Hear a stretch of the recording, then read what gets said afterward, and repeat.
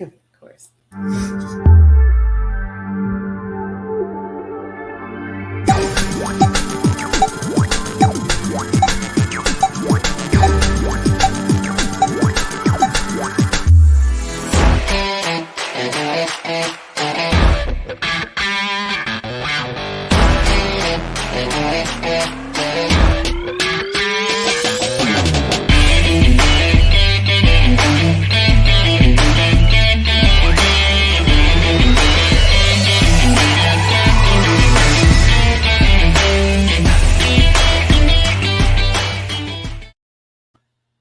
Hello, and we're live. Oh, are you doing something there? No, yes, always. Always. I can't do one thing at a time. Yeah, so after a few weeks of a break, kind of doing some restructuring backstage and trying to figure out where life is going to take us next, we decided to do a special show on the returning XFL for the third time. Knock on wood, third time's a charm, Third time's right? a charm. But before we bring up all of our guests and stuff, I did want to address something. We're an entertainment show, and one of our childhood heroes recently passed away. Your childhood hero. Okay, my childhood. Hey, but you said you had a crush on him. He was a nice guy. Like I didn't have a crush on him. That's not what you told me a long time ago. Anyways, well, Jason David Frank, best known as the Green Ranger, the White Ranger, and various other Rangers, but he will always be known as the Green Ranger. Mm-hmm. The face of the Power Ranger franchise. He would go to conventions all over the world for the past 30 years. Gone at the age of 49. And as all the other Rangers said, once a Ranger, always a Ranger. Yeah. And then as I woke up this morning, we're 80s child. So growing up 80s children. 80s children. 80s child. 80s child. Yeah. 80s child. 80s children. So, loving the movies and the music of the 80s. Arian Cara passed away at the age of 63. Yeah, but I don't think anybody knew. Like, when you said the name, I didn't immediately think of who it was, and then when you played the music, I was like, oh yeah. Well, I never really knew her name. Yeah, she was known for doing the theme for Fame, and then Flashdance. Passed away here in Florida at the age of 63. Yeah. Very sad. I mean, she was young, considering. Very, very young in the grand scheme of things, Yeah. So we have some guests joining us that are going to talk some football. We are super excited. Yeah. I think you're probably more excited than I am. Yeah.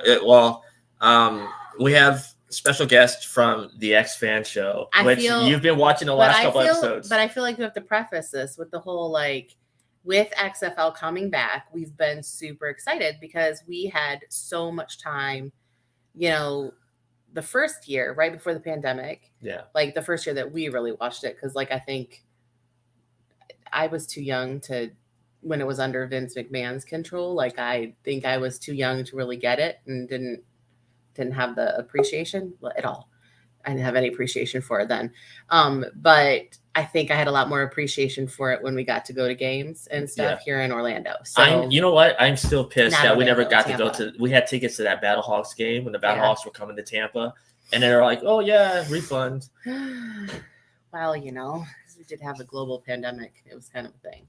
It was one of those what ifs, the Vipers had come off that big win when they killed the Defenders. So we the words. So they were re-upping the XFL, and we were super excited, and we were going to the games for the Tampa Bay Vipers and having a great time. And the pandemic hit, and the bottom fell out, and it kind of led us to this point now where they're coming back. And family-wise, we've decided to relocate from Florida to San Antonio in July. So we are now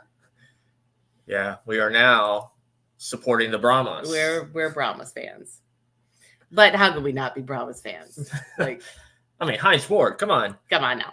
So, and I'm telling you right now, next to his Super Bowl rings and his MVP trophy and the His mirror mirror ball, ball. he's going to have the XFL championship. I'm excited. Yeah. But we only have one person down here in the little crowd here we've got clapping for us. We're going to have some dissension. Let's bring up our guests. Like I said, they are the hosts of the X Fan Show, which I've been showing you their lives, and you've been enjoying their back and forth. It's very hilarious. Yeah, it is very hilarious. So we got Dirty.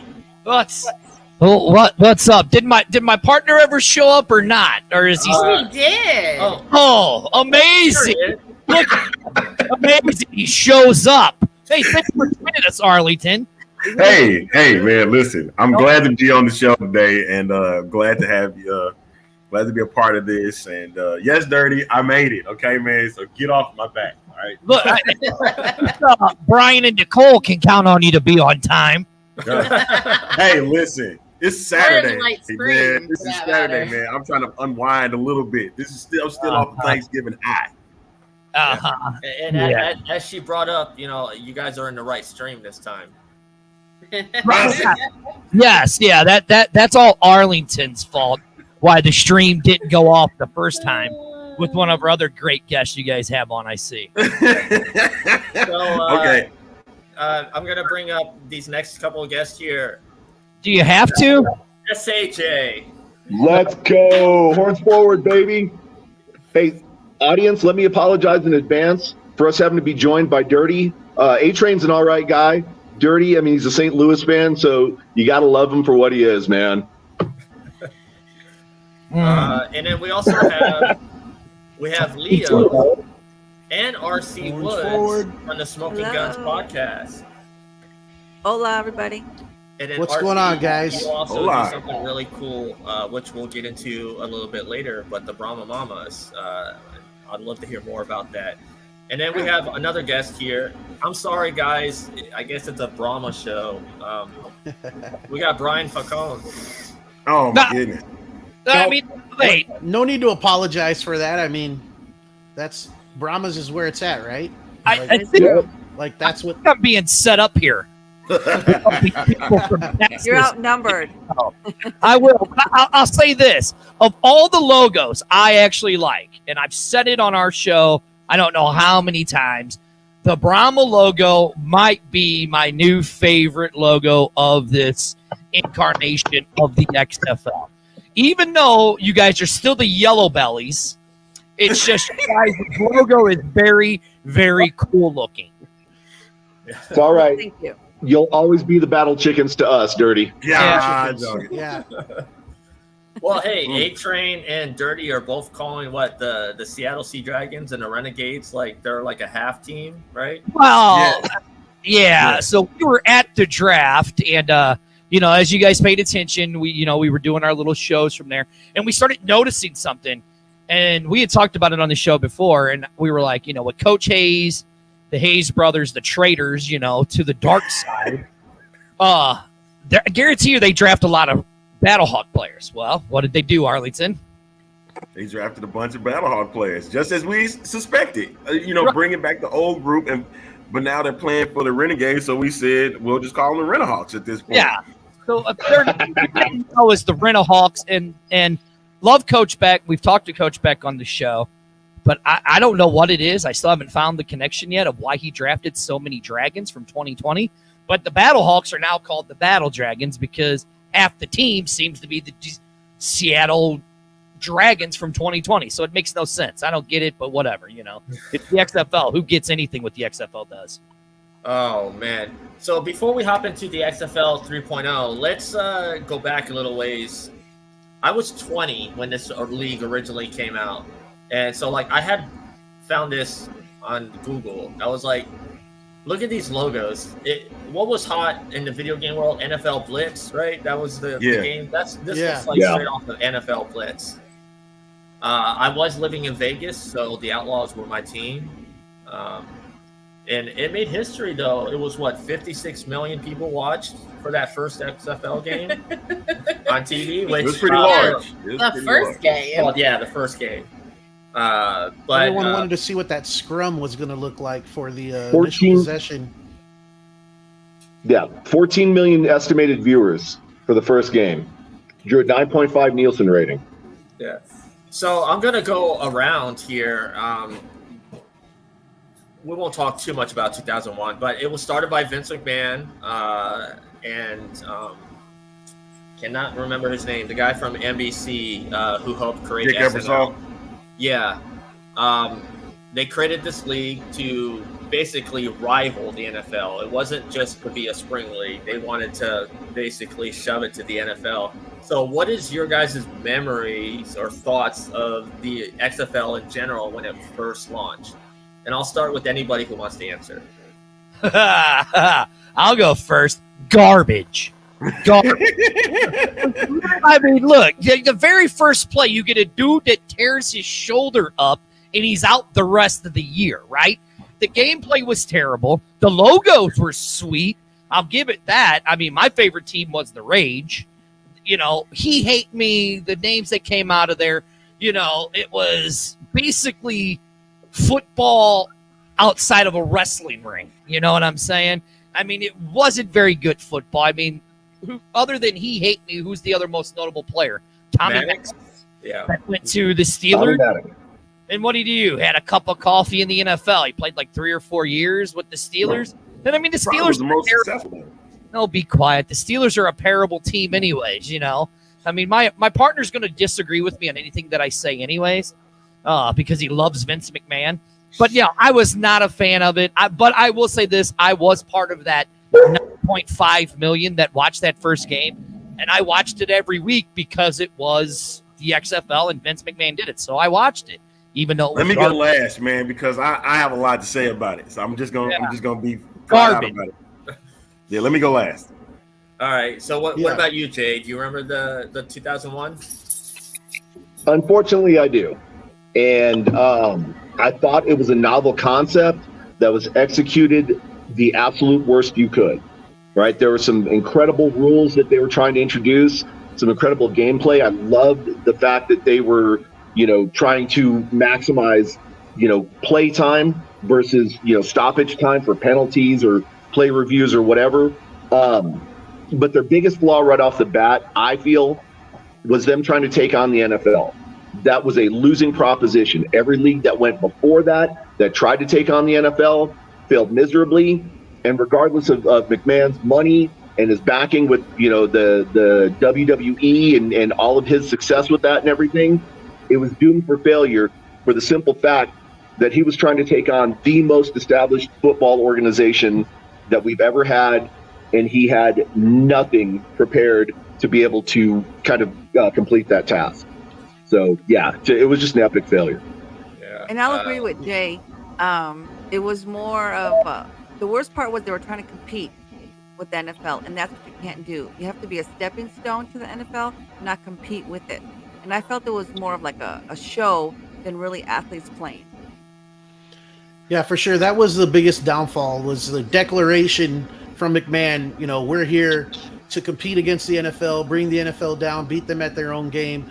But McMahon's whole thing was entertainment. And they tried to take football, the game of football, and make it faster and more entertaining, using gadgets and whatnot. And there was some stuff to be said for that, and some good ideas, some not so good ideas. But the level of football has to be good, and it just wasn't. Yeah. Brian, you want to jump in on your thoughts there? And I completely agree with that. You gotta realize I was less than a year, so taking over everywhere. I think Brian's doing a lot of cussing. They're like, the network is, pushing that censor button there. I was trying to see what's happening to our Audio? our audio. Yeah, I think Brian just keeps cutting out. Brian, are you on your phone or on your laptop? On a phone. Oh, But okay. it- That may That be might the be issue. why. It's storming here, so like, all of a sudden, really bad. That may be why. Yeah. Well, I'll give my thoughts on 2001. I think the presentation, like from a camera point of view, was great. What they did, that of course the NFL basically stole, was the whole like sky cam, and now like every sports do it. Like soccer does it all over the world. I mean, being a guy, yeah, it was cool to look at the cheerleaders, but they really over sexualized it, especially with how they were making the guy that was always interviewing them uncomfortable with the camera going like up the skirt and stuff. I mean, come on, there's so much that you could do. I mean, but like that was over. You have to It was Vince McMahon with a grain of salt, because in 2001 it was the same thing that they were doing with bra and panty matches and bubble wrap and Jerry the King Lawler and different times. It was a thing, and he was like making sex sell again. Yeah. So A-Train, I know you wanted to go last. Of course he The does. reason why I said that is because shut up, mute Dirty, please, because I can't mute him on this show, but you guys got the power to do it on this one. But the thing was about the XFL. I read the book Long Bomb, and it was basically a whole ordeal about the fiasco of the XFL. And what people don't remember is that Vince McMahon had tried to get an NFL squad before. And so that's what XFL 1 was based around. You won't let me in with the Billionaire Boys Club, so I'm going to make a league instead to compete against you guys. And that's what my thing was from it and what I learned from that. And I was shocked that he even gave the Toronto Argonauts that he wanted the CFL at some point. It's like, no, we'll give you the Argonauts. He was like, no, I don't want the league at all. I don't want that at all. It's either the league or nothing. And so he chose to make the XFL. And what's the sad part about it is he tried to do it in a year's time, and it's going to take more than that. And they rushed everything together, and you could tell. It's like a lot of rules changed throughout the year and stuff. And I was like, this ain't good football. Mm-hmm. I think he tried to bring more of a show and less of the athletes, where the NFL shows the athletes, and then they have more of a show. Yeah. Uh-oh. I think Vince might have sniped A-Train. But I'm glad that, I'm glad we got a chance to see what it was about. I was very curious the first day. He's out. Told you. You gotta love Arlington. Can y'all hear me clearly now? Like, I don't like you talking trash. Yeah. Yeah, we got you, Brian. Is that Brian? Okay, yes, I can hear you. Yeah. This is what happens when you better, when you Brian. talk Thank bad you. about Vince McMahon. It happens all the time. I mean, look. I mean, let's get it. I mean, I'm probably, I know how old I am, so I might be one of the oldest people on this show. Oh, maybe I too. remember it. I don't know about that. I said I might be one of the oldest. RC, you definitely look RC, you I guarantee you're younger than me. We've already had this conversation. You look way younger than me, and you are younger than me. Thank you. It's just Vince wants everything as entertainment, right? And then let's lead up to how he did it. I mean, it was a great concept, like Arlington said, right? But it wasn't good quality football. That's the problem. I mean, you had a few good people here and there. And at the time, football really wasn't America's pastime like it is now.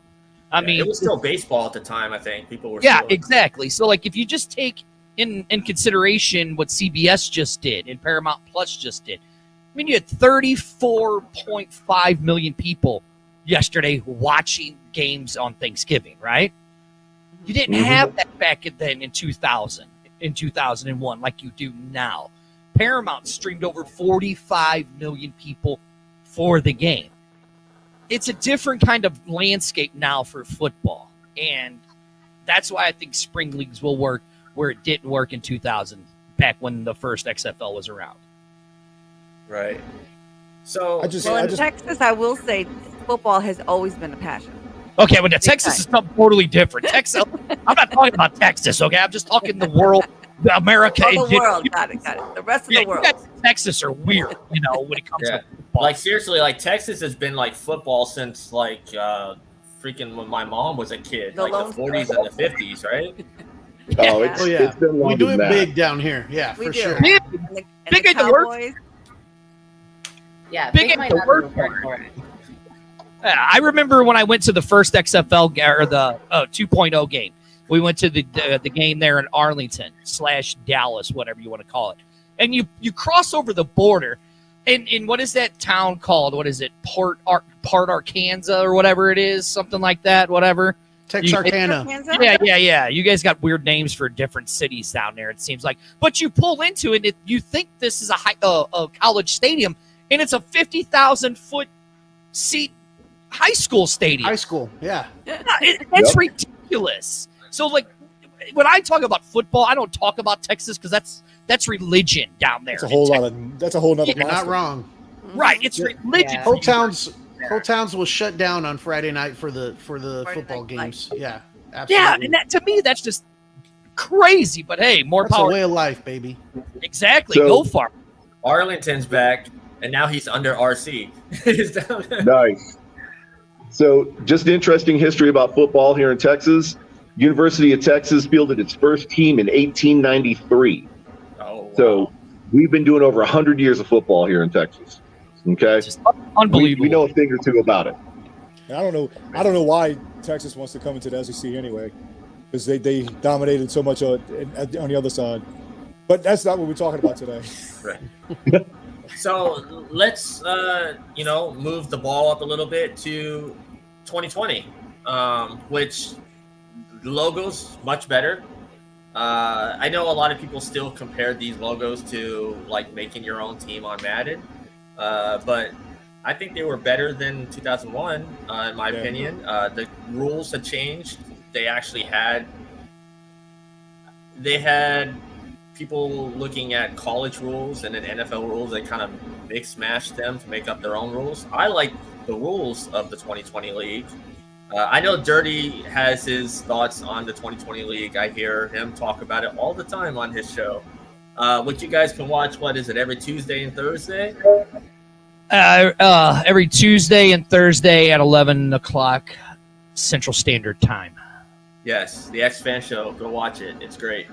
But what do you guys want to talk about for the 2020 league? I guess maybe the choices of cities, maybe Vince trying to go more legit. And I'll start with you, A-Train.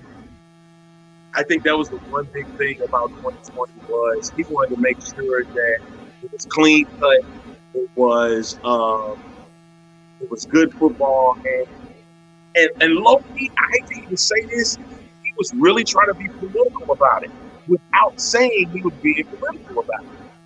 Because think about it, you had the red, white, and blue lineage signage with XFL, right? And so he was like, all right, this time when we do the league, we'll put it in NFL cities, but I want St. Louis because St. Louis got screwed out of the NFL. I want them in because I know we'll get a good fan base out of it. But little did they know that St. Louis was going to carry that league. And so that's what made that, it was perfect. Okay, and me and Dirty will tell you ourselves we were not fans of the Battlehawks name or the Battlehawks logo at all. When it first came out, I called him, Dirty, what in the hell is this? This is not okay. But then as they showing those videos saying, okay, this is what the Battlehawks is about, I was like, oh, that's nice. That's, oh. Now I understood it better. And it grew on me. The same with the other teams. When you learned about what the history was behind the name, that's why I see why they made the name. That's why they make the money, and we just sit there giving it to them. Take my money, take my money, take my money.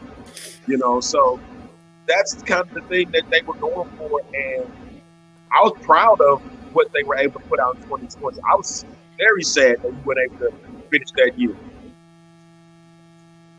Well, I will say, and I hate to go back to Commander days, but one thing I liked about this league was that a lot of the players that played in the AAF, I would see them now playing for this team. And so that's what I really liked. Like, I know there was Scott Daly. He was the long snapper. He got picked up with DC. And there was a couple other players, right, Leo, that used to be in the Commanders that now were playing for that league? Yeah, there's several players out of there that made it up into the NFL and the XFL back in the second iteration. Right. Would you guys say that Andrew Luck was kind of helped legitimize the league a little more compared to 2001? His daddy did a lot of help. Yeah, his dad. Yeah, His dad did a lot. And considering that we used to say all the time on our show, our commissioner is better than your commissioner, there was something about Oliver Luck and his presence that we loved about it. It seemed like he wanted to make sure that this league that Vince put upon him was going to be masterful and it was going to grow. And it just seemed like everything was falling into place, despite the fact things were a little bit rushed. Just a little bit. Wasn't a lot. But things were rushed a little bit. And I'll tell you off the bat, man, Oliver Luck stood tall against every odd that we thought that this league was not going to be legit. He gave it legitimacy the minute he was announced as the commissioner. But Arlington, let's just not forget about Oliver Luck. But I mean, you're talking about guys like Doug Whaley, who's back with this iteration. What's his name? Jack Del Rio. Guys like that they hired and they brought in for 2020 to actually help the league to make the football decisions. I remember the day. It was December 18th when Vince McMahon said, "I'm bringing the XFL back." I made a phone call to Arlington saying, "We're doing a show about the XFL here in St. Louis," and we did. We started it, and with those key names just there with Luck and Del Rio and Whaley, that gave the legitimacy to XFL 2.0. And then with Vince saying, "I'm stepping back, and these are the guys that are making all of my decisions for me," that's what I'm doing. I'm having nothing to do with this version of XFL because my first version failed miserably. Now, what we do know about Vince is a micromanager. Vince made a lot of mistakes. I mean, a lot of people say that the XFL was perfect in 2.0. It wasn't. By the things that me and Arlington have learned over the past 3 years, there were a lot of bad decisions made behind the scenes that we might not even have the XFL. And I've said it on our show. The XFL probably would not have made it past year 1, year 2 at the latest. And then COVID happened. You talk about how you were going to come up from, you had your tickets to where, the Viper fans stand up to poop, against the Battlehawks, I mean, now I do have a question, Nicole. I'm sorry, Nicole and RC, going to get a little disgusting here for a minute. But how does a female fan stand up to poop? I just have to know because Viper fans stand up to poop. So I just you do that. Where does the standing up to poop come from? Well, it's a St. Louis thing against the Viper fans that the idiots in St. Louis made up. I can't stand it, but it's the running. I'm just confused. Like I don't know. So are Battlehawks fans. I realize like I've been to Italy, and so they do have like just holes in the ground where you don't actually sit. So you can kind of stand up to poop. It's not fun. It's against the grain. So yeah, I mean it's possible, but I don't think it's Okay, well there you go. St. Louis fans, you got it answered. That's how Viper fans stand up to poop. I like that. But no, back to a real thing. The cities that they picked in 2020. If you look at all the cities that they picked, it's places where Vince McMahon had very good relationships with. Places where Vince's WWE does very, very well at. Mm-hmm. The one place that Vince has always done well at when it came to wrestling was St. Louis. Just the history of the wrestling. He was part of Wrestling of the Chase, part of the Checker Dome here in St. Louis. So Vince had a very strong connection with St. Louis, which I'll tie something in later, too, about that, too, also, about our new owner compared to St. Louis. But so when St. Louis lost the Lambs to go back to L.A., me and Arlington knew right away St. Louis was going to be the team where all the fans are going to be at. We knew it. And I remember we telling them, hey, open the dome up. They're like, nope, not going to happen. I'm like, well, you guys are idiots. because this is what you're missing out on. It happened. And sure enough, you turned away 15,000 people or 20,000 people opening day for the first game here in St. Louis with the Battlehawks. 15,000 people, you turned them away against New York. But, hell, we were just some little, internet video cast show that didn't know what we were talking about. So that was the problem with 2020. Yeah, I got a question. Did the St. Louis fans treat the Rams like San Diego treated the Chargers? Did they burn jerseys and stuff like that? They didn't want to burn. They didn't want to burn jerseys. They wanted to burn content. That's how bad it was for them. But that's a whole nother story for another time. But it was evident when we started going through those happy hours. They used to do happy hours where the team president would come out and do these meet and greets with all the fans and stuff. And when I tell you, these fans were hungry for football. They said, "Hey, Kurt, we got you. Just let us in on when we can get tickets." And we told them, like Dirty said, from day one, open up the top. Open up the top. We will get every fan inside of the dome. And he said, and he literally said this to us after the fact. He said when they did it initially, they said they only were expecting 10 to 15,000 coming to these games. They sold out both games. They didn't do it the second home game because they were trying to see if the same crowd from the first game would come the second. And they did. And right after that, they said, all right, that's it. We're going to open up the top. This was just before COVID shut down everything. They were saying that we're going to open up the top because it said, they told us it took $10,000 to open up the top, each escalator. And they said we were doing it because they were able to get that type of money coming through the gate. Yeah. And that's 29,000. Yeah, Seattle had 29,000 too in their stadium. Well, and that's also key. Let's not get it twisted, Arlington. Remember though, because St. Louis, in 2020, our season ticket deposits were only about 9,000. Right. Seattle was roughly around, I want to say it was like 12 to 13,000 in Seattle. But then when it came, because St. Louis was still leery, like you guys. I remember having conversations with Jay about 3.0, and about, hey, listen, this is what's, this is how it's going to build up. This is what it's going to do, right?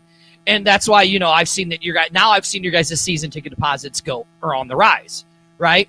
But it was when we got that schedule and we got our team name that kind of changed everything here in St. Louis. And then once the schedule got released, our ticket sales skyrocketed. And then that's why we blew everybody out of the water. Let's not forget, Vince was ready to pull the plug even after week 3, even after our very first home game. The week before, you just had Seattle pack 28,000 in CenturyLink. And then the next week in St. Louis, you had 29,000 pack the Dome. But he was still ready to pull the plug because he still didn't believe in the XFL product. It wasn't until week 4 and 5 that he actually started to believe in it. So there's a lot of things into it. I think one thing that we all can agree on is that one team or one city cannot carry the whole league. So even though St. Louis was doing amazing with attendance, same with San Antonio, we were doing amazing with the Commanders, but one city, one team cannot carry the league. And I hope they learn from that mistake, and I hope they are able to correct it. And that's what I really hope. And that's the main reason why. Yeah, the main reason why I'm doing the Brahma Mamas, because I want to increase that female fan base, but not only for San Antonio, for St. Louis, for Las Vegas, for Orlando, for everybody. Because once we succeed, we all succeed as a league. Yeah. 100% agree with you. And when me and Arlington first started this in 2020, we did no other podcast because we were the first. We didn't want, and then we had people coming in saying, "Oh, we do this," So that's why we always use the tagline: "Often imitate it, never duplicate it." But when this, which I'll get more into, so when the new one came, so in 2020, we were just gun-ho on destroying every other body out there that had a podcast about the XFL, a podcast about the Battlehawks. That's why you were gun-ho. I wasn't gun-ho about it. I was gun-ho. So That's why we talked about it. And we didn't care about opening up and spreading to the other teams. We didn't care about that. We only wanted to grow St. Louis. And that was a major flaw on my part of that. And, you know, when you had Seattle, you had St. Louis that were carrying, that was really it. And, you know, and like RC said, this time it's you got to get the message out there to everybody. You have one conversation once a day with somebody about the XFL to get them to buy a ticket. Wasn't Los Angeles doing okay though? Like, I mean, they weren't doing great, but I thought they were doing all right. Los Angeles had the lowest attendance and season tickets sold. And this is the reason why I say like 5 of the 8 cities did well enough where they can make the league sustain. You got to remember, it wasn't just the tickets; it was the merch too. The merch was flying off the shelf. You know what I mean? Balls, the jerseys, and the hats, and the hoodies. That's what we had. If we had really put the projection on, they were thinking that they were going to be in the red. They were right there. They were going to be even with this season ending. That's how everything was going so well. Everybody was looking at why the ratings kept tanking and whatnot. Let's not forget. I'm gonna ask everybody on this panel: were you watching FS2? Did you even know where FS2 was on your cable channel? Nope. I mean, You I didn't know. did. But I you mean, knew. I did because of racing, but you knew when the XFL came on, you could find it there, right? And it had its highest rating on that network. Can you put this comment up? This Ray C. Williams comment. this one? Yeah, so Mr. Williams here, let me explain something with St. Louis, right? The reason why we lost the Arizona Cardinals is because St. Louis is a bunch of cheap bastards that didn't want to help pay for the city to help pay for a stadium for Mr. Budwell, and that's why we left. Now, on the Rams' part, if Georgia Frontier wouldn't have died and her stupid kids wouldn't have sold their portion of the team to Stan Kroenke, the Rams would still be in St. Louis. And I said back when Kroenke bought the team in 2015, I go, the Lambs are losing. The Lambs are leaving St. Louis, going back to LA. Everybody said I was nuts. 5 years later, what happened? The Rams moved to LA. That's the only reason why. That's the only reason why we lost the Rams. If Georgia wouldn't have sold her kids wouldn't have sold their portion. That ain't the only reason. Well, and then they wouldn't, St. Louis again, cheap bastards wouldn't help update the dome. So that's, so that's the only reason why we lost the 2 teams. Yeah. So there's always more than one factor, though. Exactly. Yeah, I don't want to dwell on this league anymore. Here, I want to go on to 3.0, which I love that they brought back the same guy that created the rules for 2.0. And as multiple coaches have said, that the rules pretty much maybe minor tweaks, but if you didn't know the rules, you wouldn't even know that they were either new or not new. So we have, 3.0. So here's 4 of the teams. The Arlington Renegades, which were Dallas Renegades last time. Arlington, Dallas, whatever, same city. DC Defenders, the Houston Roughnecks, which were the champions of the last league, and then the Orlando Guardians, which used to be the New York Guardians. And they just moved the team from Tampa to Orlando. Basically. Mm-hmm. And then Get away. And then of course you have the San Antonio Brahmas, which are the new team, like new city, new team.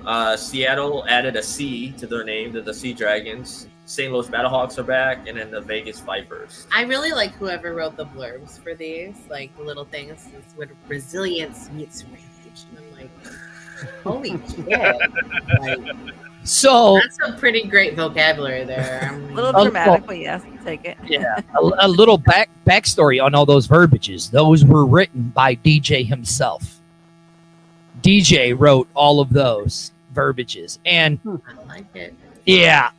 Now, did we lose Arlington? Yep, we did. I hate to say it, but I think the first thing, straight out the gate, I loved 2.0. I had a good time, and I'm not really a football girl. When you can, I'm- I think when you can bring in the female I fans, wanna- you're doing something. I want to be there at the game. I don't want to watch it on TV. Like it's not. I'm a spectator in like the in the moment. like in the moment. Like I want You want to be more there, interactive. You like the atmosphere, yeah. but Yeah. I don't. But that's with like everything. Like I don't want to watch a concert on TV. I don't want to watch. I don't really like watching wrestling on TV. Like I want to be there, and so like when we're sitting there, it's just this like magnetism to the league. So I was excited, and I didn't mind watching it. So now, I mean, you bring in.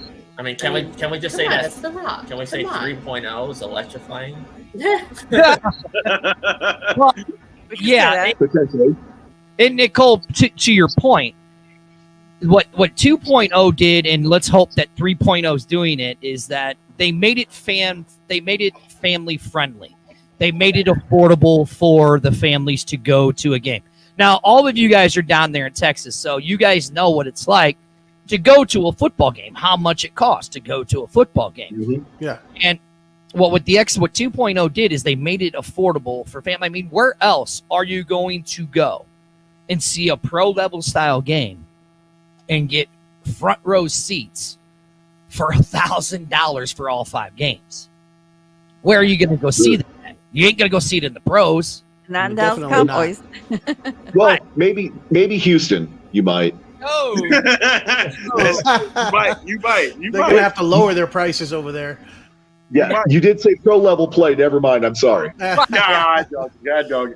and, I mean, how much is a single ticket for an NFL game? And does it depend on the team? I guess. well, Oh yeah. It depends on the depends on the venue venue. where you're at. Yeah. Isn't it? So, what's the average ticket price for an NFL game?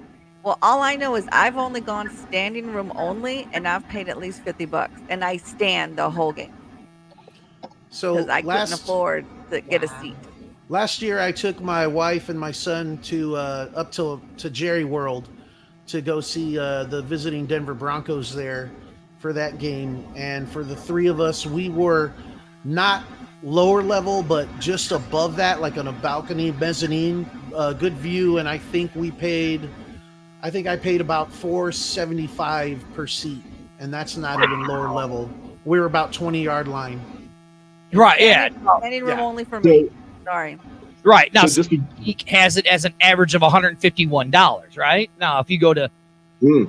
NFL.com and look at their season tickets, you go see the Cleveland Browns to sit in the nosebleeds. It's $282 to go see a game, right? Yeah, You could buy an ridiculous. entire season of XFL for that, Yeah. or the USFL, matter of fact, for that, you know?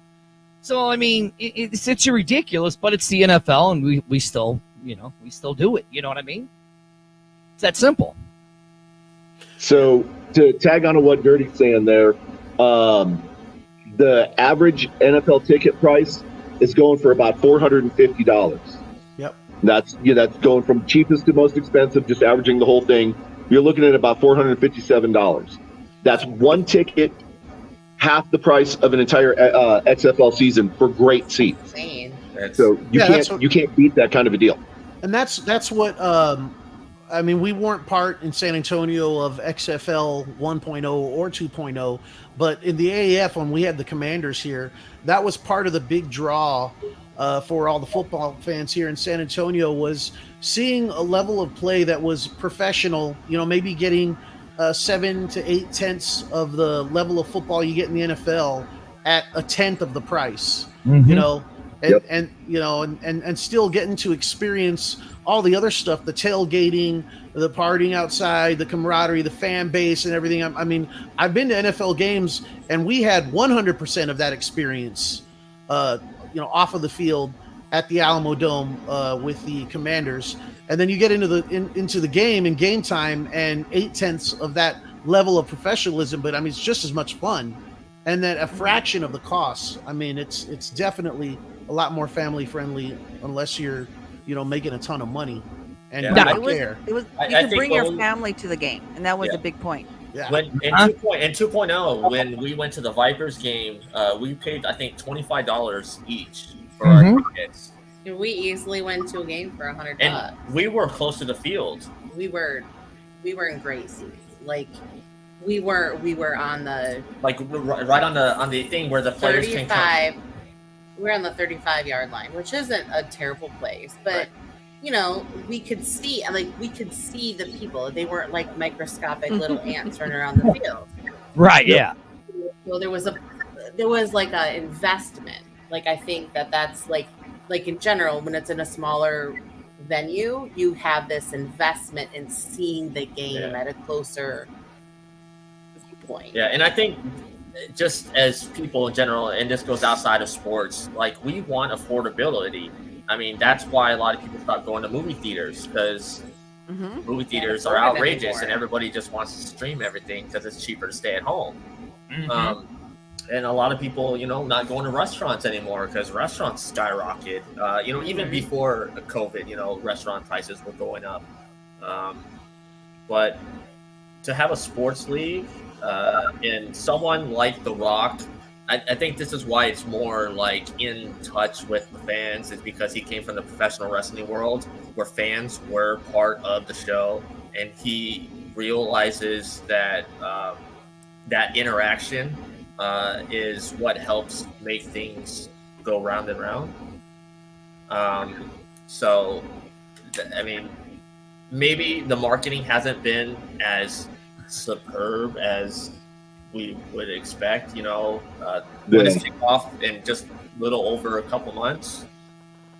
Well, but they're doing marketing in a different way. Right. They're not reaching like a worldwide global audience. They're meeting with the smaller towns. Like you have town halls where you're talking to coaches. Like this is building that base of that fan camaraderie and that outreach. I agree, but I still think they need to pick up the pace a little bit and do a little bit more in those markets.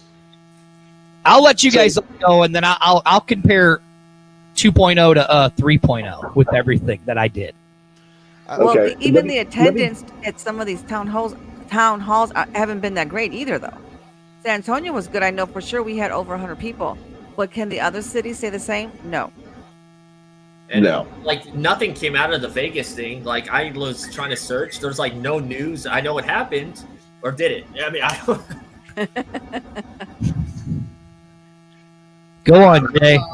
Okay, where is Vegas at with like Raider Nation though? Like where are they playing? Like where, you know, what is the deal with football in Vegas in general? Like I know why San Antonio, why St. Louis have this like massive, vehement, venomous crowd. Yeah. But I mean, and when we lived in Vegas, Vegas was great, like for people wanted to go to the casinos and bet on football, but is it like, I don't think that even the high school games got a lot of people, except for Bishop Gorman. But Bishop Gorman had a lot of people from out of state come and watch that. I mean, well, because there were scouts, I think. Yeah. But I mean, I don't know. Like, maybe I'm just talking about my butt, but I mean, like, I don't know. I mean, based on what I've seen, like even watching Dirty and A Train and all the other podcasts out there, I mean, we're all speculating on what's going on, what's happening, what's going to happen. We're all excited, but I know Dirty has some thoughts. I'll let him get his thoughts out. Go ahead. Well, I'll let Jay go first, because then I'll compare both of them for you. I'll let Jay go. Yeah. So going back to what we were talking about with, you know, the value that you're getting for all this and everything. Again, us here in San Antonio, we didn't get to experience the XFL, but we did have the AAF. And one of the big things, and RC and Leo can definitely attest to this, was the involvement with people from the league and the buy-in that they had with the city, and the way that and there were some crazy things that happened with it and everything. But it was that whole perceived value, right? You weren't just buying a ticket to watch a football game. You were buying a ticket to watch your team go out and take on the opponent, the enemy. They came into our house, disrespecting us. I mean, it became that personal of a level, right? And that's why we had such great engagement here. Besides the fact that San Antonio is a football-starved town, we've had numerous attempts at different, football, whether it was the World League, or what have you. In fact, I'm actually looking at it on the internet now. We had USFL, we had the World League, we had Canadian League here, we had spring football. We had a bunch of different attempts, right? For some reason, they're giving us credit for having the National Football League here in San Antonio, but that was New Orleans' team, and we were never going to get that. But we had something real here that we could buy into, and it brought people from all different walks of life together, right? Me, I'm a Packers fan, right? I know we've got some Patriots fans in our organization. We've got, some Cowboys fans in our organization. None of that mattered, right? On Saturdays when we came together for the game, what mattered was we were all Commanders fans, and we were all there to support our team and hopefully watch them trounce the enemy that walked in, right? That being the case, I'm hoping that the XFL, because there's a lot of people. In fact, I found out recently that Hines Ward was involved with the AAF, and now he's our head coach, right? I'm hoping that the XFL 3.0 is able to capture that same type of feeling, that same type of energy, that perceived value that we just talked about, and bring that to the field for all these fans. Because as RC mentioned, it's not going to be just one or two teams that's going to carry this league. Every team has to do their part. Parts are going to be a little bit, lopsided, depending, but every team has to do their part. So if everybody's getting that same energy, that same charge, that same buy-in, that's what's going to help us. Along with, of course, Dany and The Rock's, great business strategies to partner up with the NFL to, start making this be a stepping stone for players who can't quite get there, or maybe there and just need to sharpen up a little bit, right? The deals with Disney and ESPN and everything. The business plan is great. We got to have the fans. We got to have the support. We got to get that buy-in. So yeah, I have a question for you guys. Since, like I said, we are an entertainment show. With Bob Iger back at Disney, who he actually came from, ABC before he took over Disney the first time. Do you think this may play a role in XFL going forward in the partnership with The Rock and Disney, or do you think it will have no effect at all? No. So, no, because here's the reason why. Here's the reason why. Nicole, you were talking about it, right? Mm-hmm. If anybody had watched the Axios BFG video that Jerry and Dany said, okay? 450 million. 450 million total followers. That's who they're going for. So their marketing plan compared to 2020's marketing plan, it's a totally different thing. I remembered the town halls from 2020. We did 35. We had 35 of them here in St. Louis. I was at 33 of them, and they were packed. We had a few of them every now and then. I mean, we were talking 200-300 people all the time at these town halls, right? We've had one done by the XFL here, and it drew roughly about 100. I know that we had RC on our show. The San Antonio one drew more than we did. I know the Vegas one, because I could see that the mayor of the XFL, Van Hurst, who the man literally, when I say he is the mayor of the XFL, this man is the mayor of the XFL. He will literally be at every single game there is, okay, across the entire XFL, right?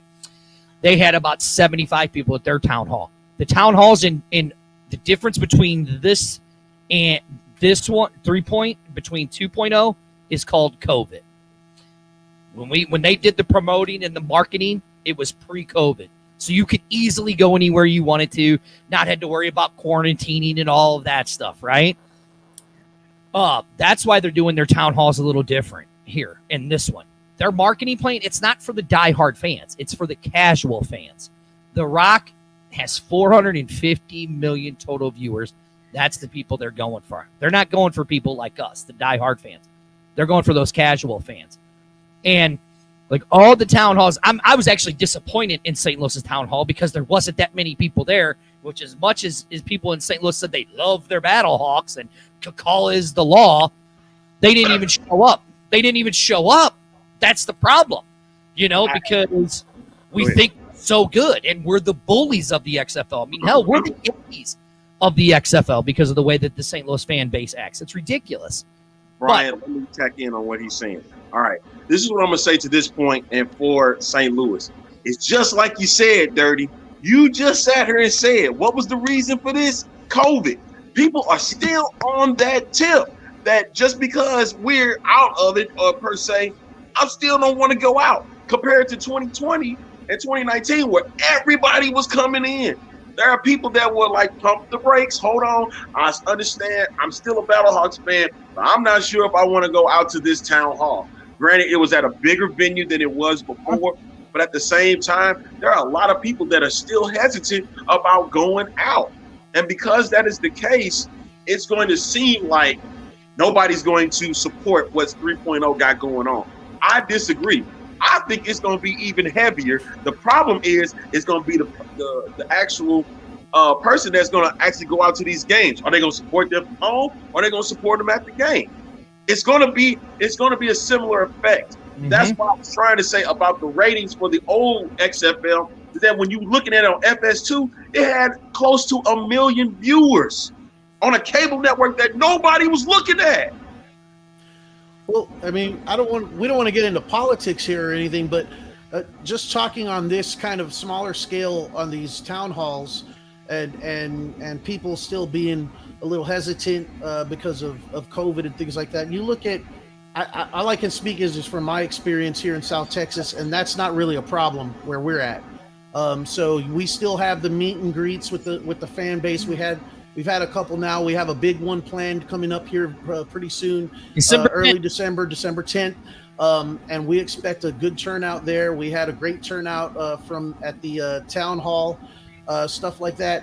And so, I mean, maybe that's affecting these town hall gatherings in some of these markets. But what I see on television, when I look at, right now there's NBA games being played, there's NFL games being played, and it doesn't seem to have much of effect in those markets for those events. No, I'm not saying COVID. I'm saying it's the way that they change their marketing, right? It's the way that they've changed their marketing on how they do it, right? They're doing everything virtually, right? I mean, like, let's look at the draft, right? Let's look at how their draft was done. Their draft was done in the UFC Apex Center. No media was allowed besides ESPN, right? And you, right? Well, yeah, uh-huh. Well, he's media. We were. That's what they don't like to say. And Dirty, you guys did a great job, and you were also sponsored by Zola, right? Yes, we were. Thank you, Zola, for keeping us. I mean, that was a very early morning, getting up and very cold morning. But the way they're doing their marketing is a completely type of different marketing that they did in 2020. And the reason why I say that is because no matter how, the thing when we were talking backstage, what RC does for a living and what Nicole does for a living, that literally changed their job on how they did their job. I mean, so that's what I'm meaning by, I'm not saying it's because of the COVID. I'm just saying the way that they're doing their marketing is a totally different way, and it's due to COVID. They're marketing the way they want to market, right? That's why you always, everybody could sit here and say, oh, 2.0 was so transparent. Really? Were they? That really, because here's what's happening with 3.0. People have complained for 28 months. Right? But yet, they keep talking about the XFL because they keep throwing little nuggets out. They keep throwing nuggets out. They keep throwing them out. They keep throwing them out, right? So is it really a bad idea the way they're marketing it? By the way they're doing it? Because of how they're doing it? At a slow trickle, you mean? Exactly. Yeah. And is it really a bad thing the way they're doing it? Because I think ticket sales are being held up by not releasing schedules yet, and not having an idea of what day games are going to be played and stuff like that. I think they could do a little bit more than what they've done. Listen, I'm gonna say it and I'm gonna say it again. The XFL 3.0 they're holding their cards tight to their chest. Now, people are not going to like that at all. They're not, because they want to make sure that all their I's are dotted and their T's are crossed. Everybody's going to keep talking about this. Okay, so what's going on with this Vegas venue stuff? They have it. And people, you're going to get the smoke screens. You're going to continuously get smoke screens Mm-hmm. from now until February 18th on what's going to happen. So, with that being said, they are holding everything close to their chest. When you see it from them, or when you see it from ESPN, that's when you know it's real.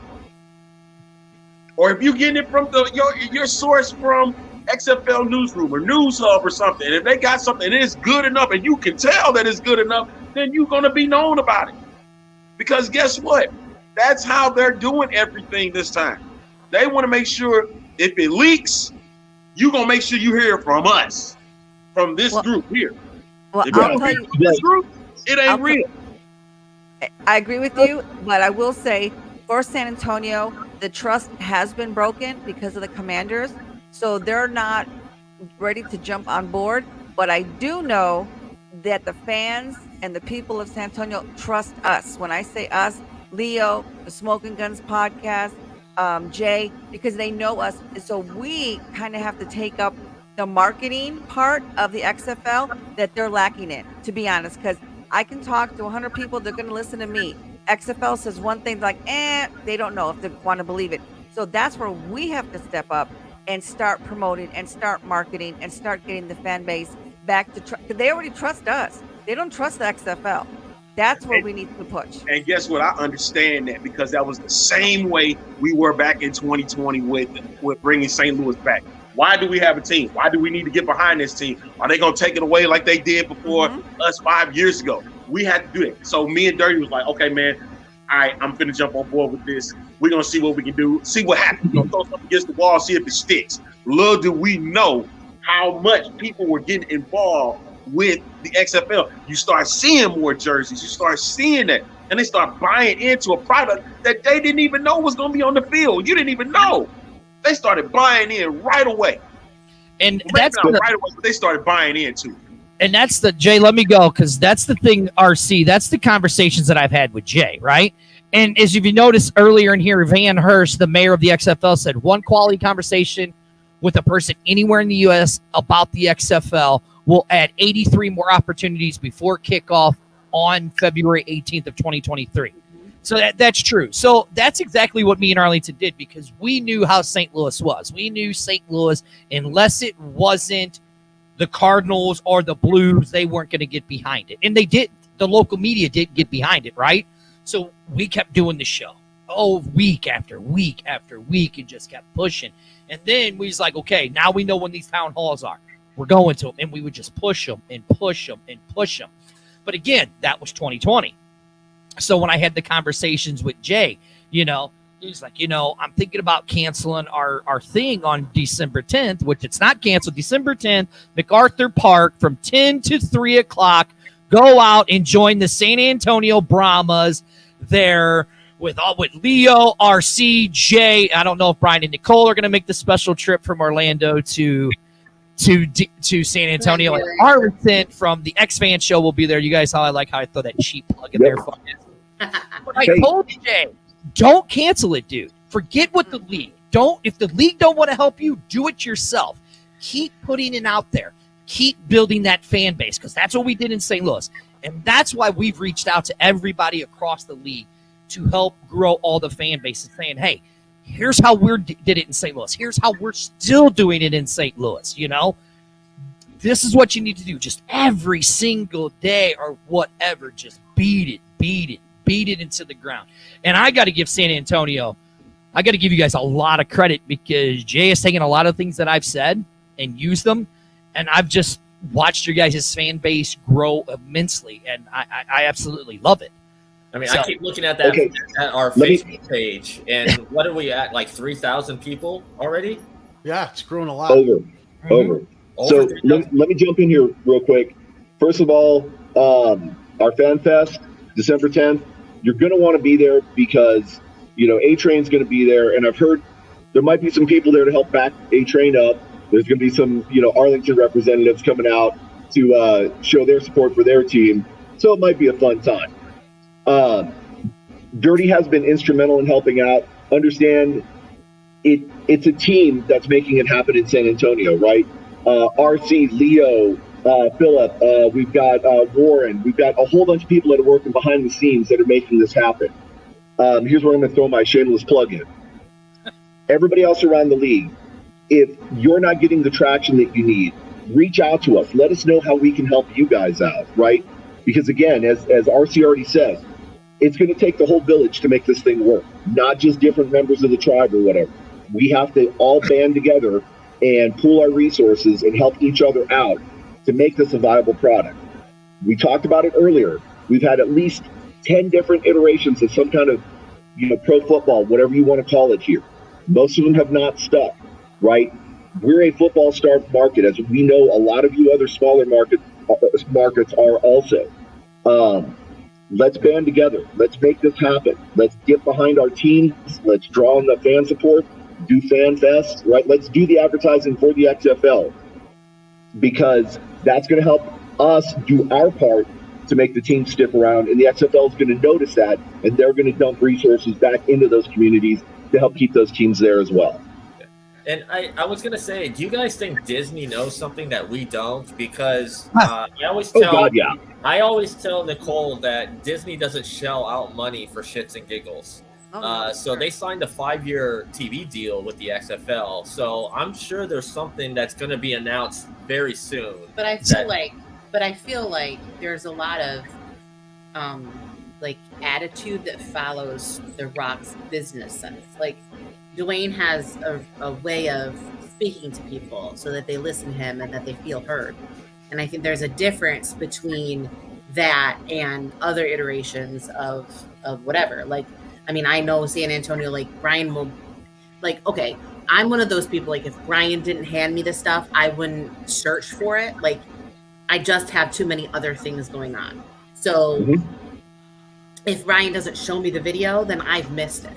Like, if he's not saying, hey, watch this, or hey, look at this, or hey, read this, then I've missed it because I'm still living life. Like, I have all these things that I have to do because I'm here now, as opposed to what happens to us when we move to San Antonio. So there's all these things that he can be privy to because he's watching it and he's paying attention. So he'll tell me, and then I'm like, oh, okay, well, this is a good idea. This is a good idea. I like this. I don't understand this. And he'll explain things to me. So, like, I get that I'm not like that crazy eat, sleep, and breathe XFL, but when you listen to The Rock and you hear him talk about this, there's an amount of passion that comes from that kind of seeps into when Hines Ward talks about the team and when the players talk about the team. And even when you hear other coaches talk about their team and when you hear other players talk about their team, there's like this just kind of like it's like a slow burn out. Like, it's like a wave that kind of hits people, and then they're like, oh, and then they get all in. It's like we were excited, and then more came out, and we were even more excited, and then more came out, and we were even more excited, and then I lost track because I'm still teaching and trying to make stuff happen here. So what they're doing, instead of blowing the load all at once, it is. I mean, preferably maybe not that kind of. It's like Leo. It's like the guy right next to me, Leo, said when I said it's a different type of marketing, a slow trickle. Nicole, it's like you just said. They keep giving me a little bit. They're slow burning me, right? Like Arlington has said on the show, the cookies are baking. Take my money, right? Like our said on our show is that they give us just enough to keep us going. So again, I go back to the one big question. Is it really terrible marketing that the XFL 3.0 is doing? Or is it good marketing? My opinion, it's good marketing because of that slow burn. It's just wanting us to have more. You don't want to saturate the market either. Like, if you saturate the market, then the only, like, there's no place to go. Like, the more competition you have, the better it is. But you don't want to give too much, because then everybody's got their mouth is full with it and they can't taste anything new. It's like, okay, well, give me this and I get this information and I get more and whatever. And so you kind of get excited about it little by little by little. So it's kind of like this growth. And you're not like you said, for lack of a better term, blowing your load. Like, it goes on a little longer, and you kind of like sustain your appetite for it. So like, you know, when you in wrestling, like I think DJ's thinking about this is like in wrestling, you might be like relevant, but you go away, you're still cutting a promo, or you're still showing up, or you're this or that. You're still making yourself relevant. So you're still like in that little corner of their mind. Mm-hmm. You haven't been lost completely, or been like, I'm so sick of hearing about it, you know? So I guess there's pros and cons to everything, but we're not talking the NFL. Like, we're talking something totally different. Mm-hmm. So real quick, let me just jump in here because my mind always works on tangents like this and rabbit holes. Very famous quote by a very good entertainer / marketer. P.T. Barnum said, always leave them wanting more. And that's exactly what the XFL is doing with it. Okay? They're giving us just a little bit to keep us hungry, right? We start getting frustrated. We start getting grumpy. We start getting mad because we're not getting all the information. And then they trickle out a little bit more, right? And then a little bit more. And we just keep coming back more and more. And it's causing more and more people to buy in because they see us rabid diehard fans, going crazy every time even the littlest bit of information gets leaked out. Everybody around us is like, well, what's going on with this? Why is this so awesome that, you know, Dirty A-Train are going crazy on their show? And then they start buying it because we're buying it. So that mentality, that strategy, I will give you 100%. I think works on the diehards like us, the people that are, you know, waiting for every last bit of information, the next drop of whatever we can get. But the question is, how effective is that on the casual fan or the people that, you know, that aren't the diehards? I think is where they're taking the risk. I'll answer it. I got something to say too. I got something to say too. All right, I'll give you a speculation right here on this show. After December 1st, start looking for the schedule to be released, right? The schedule will be released sometime after December 1st, right? That's what I'm saying. By everything that I'm seeing, you can go and look on LinkedIn everywhere. It's like a movie production. It's all out there for you. You just got to dig for it, right? But here's where it comes in at, Leo. $450 million. All DJ's got to do is turn TikTok on, turn Instagram on, turn his Twitter on, and say, hey, guys, guess what? I have a football league. Here you go. Go buy a ticket, and I'll see you there. That's all he's got to do. Because that's what kind of appeal that man has. Like Nicole said, that's what that appeal that guy has, right? Is all he's got to do is just turn it on, and people eat up what The Rock says. He's the ace. Yeah, exactly. And that's exactly what they're going to use him as the ace. You know, and I think he's also got this like powerhouse in Dany. Whoa. This is a huge goal for women, because we're looking at it going, you know what? She owns a football league. You know what? I'm not just this girl that can sit there and watch the game. I could own a team if I wanted to. I could be the girl. Like so there's this female quality in this league that like propels it forward too, that like I think sucks us in too, because I listen to her talk and I'm like, dang, she is like worldly and knowledgeable, and when she speaks, people listen just like they do to DJ. So I'm like, remember, she came from Merrill Lynch. If anybody knows business, she has a finance background, but she's made everything so passionate. I mean, I like that's the whole thing. It's like you come from, you know, you got The Rock, and then you got Dany, and then you've got Heinz Ward, and then you've got these other like coaches that are excited about their teams. You've got players that are excited about playing. Like, there's a whole other level of football in the XFL. Yeah, and don't forget I think, which is the dark horse, is Redbird Capital, who owns the Boston Red Sox and Liverpool FC. Just like Disney, they don't fork out money for shits and giggles. And I'll say the real dark horses in this are the 8 head coaches, right? Yeah, well, let's hop into that then. I want to touch one thing on what Nicole said about Dany. Like, look, You got you, Nicole, who is wanting to watch this league, right? You got people like RC, who when she started her thing with the Commanders, she's like, I got to figure out my lane, and started doing, what was your interviews with the moms, RC? Mom to mom. Mom to mom. Mom to mom. Now she's got the Brahma Mamas. You got Sandy here in St. Louis, who is the glue behind all of our stuff that we do here in St. Louis, getting the females empowered. And that's one thing Sandy says. It's Dany owns this league.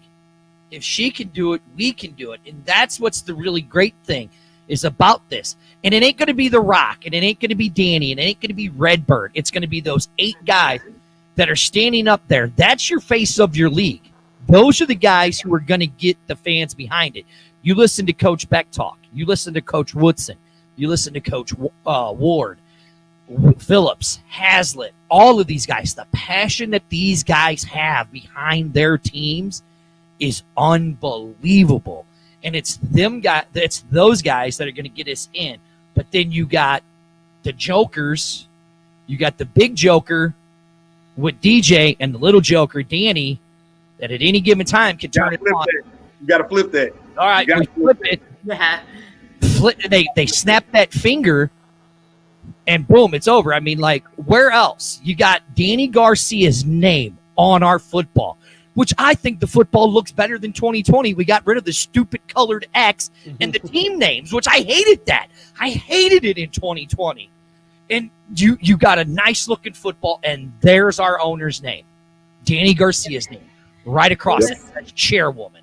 We hit the comments, like, because we were in the conversation, so like we weren't watching the comments, and so I just looked over, and this girl's like, they're not watching the comments. I'm like, no, I'm watching them. We see you. We're caught up. Hi, Sandy.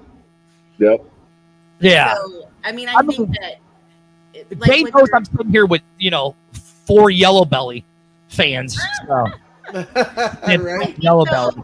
I think though that I think what the mayor is saying is right. Like we're vehement, we're excited, we're ready, and we've got that fire. But so does every coach and every player. They're excited. So the more you put out there, the more you share, the more you talk about it, the more you're saying, hey, like we kind of like put our little nuggets out there for people to grab. It's like, here's a breadcrumb and here's a breadcrumb. And people might say, okay, well, all right, well, maybe we'll invest some time into this, and maybe we'll be excited about it, and maybe we'll whatever. So I think that when we talk about the league being as big as the league can be, it's with us. Like it's with the fans that have to build up the excitement and the stamina, and it starts with the dieharders. And it kind of bleeds out to the rest of us who are maybe casual watchers that are like, well, this is kind of a cool thing. And then they sink their teeth in, and they're more excited. And college football season ended today. So, people are like, we're still ready for football. We're excited. Mm-hmm. And actually, I need to look up the score because I'm dying here. Michigan 45, Ohio State 23. Off. I want bragging rights again. Michigan. You got him. Oh my God. You got him. 45-23. Yep. So to circle back, Leo, what you were asking about, this is how you're going to engage with the casual fan, right? Again, by having the occasional, the casual fan see things like Dany Garcia being involved and that strong woman presence, or the different connections that are there, the passionate coaches that are reaching out to people and things like that. Just that whole drive that's behind it, right? Like we're talking about with us, we're having our fan fest to kind of, raise awareness and get people to buy in. Let me ask you guys this. How much is the XFL marketing department spending on any of these things that we just talked about? Nothing. Zero. Yeah. And that's perfect marketing right there, right? Because they don't have to spend a dime. We're willing to go out and do the work for them. We're willing to go out and bang the drums and lead the parades and do all these things. The coaches are going to be doing the same things, right? And this is all just free marketing, If fingers crossed. Hopefully, we do get some XFL presence at our fan fest. But that's just a guy showing up. Just imagine what that means to the fans. That the occasional fans, the people that still are kind of on the fence because of how bad they got burnt by the Commanders, right? For us, anyways. Somebody from the XFL shows up to our little shindig, and it's like, hey, I'm such and such with the XFL. People are going to go nuts, man. And then if I have they to take agree that, here with Sandy. yeah, And really, and all the good things we say about it travels a lot farther. Right. So I kind of want to say, because she said word of mouth is best marketing, to kind of talk about that real quick. There was a movie that came out this year, at the beginning of the year, which was basically the little engine that could. It's called Everything Everywhere All at Once. It was a film that stayed in the top 10 for like over 5 weeks and kept making money and hands down is the best film of 2022 in my opinion. So word of mouth is strong. That film hardly had any marketing. It had a few trailers released to TV, but people just started hearing about it through social media and stuff. And that's what we're doing with the XFL. Right. Well, here I'll give you one. Right, and this should make RC and Nicole happy.